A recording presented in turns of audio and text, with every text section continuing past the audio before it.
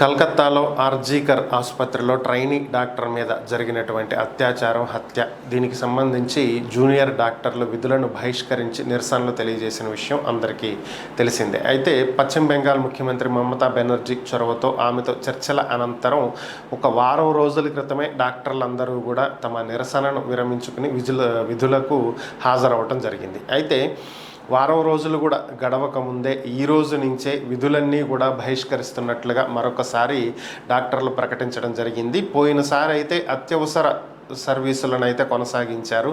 ఈసారి వాటిని కూడా ఆపేస్తున్నాము, అత్యవసర సర్వీసులను కూడా ఆపేస్తున్నాము అంటూ ప్రకటించడం జరిగింది. దీనికి గల కారణాలు ఏంటి అనేటువంటి అంశంలోకి వెళ్ళినట్లయితే సాగోర్ దత్తా ఆసుపత్రిలో ఒక వైద్యుడి మీద జరిగినటువంటి దాడి కారణంగా వైద్యులంతా కూడా మరొకసారి నిరసన బాట పట్టినట్లుగా తెలుస్తుంది.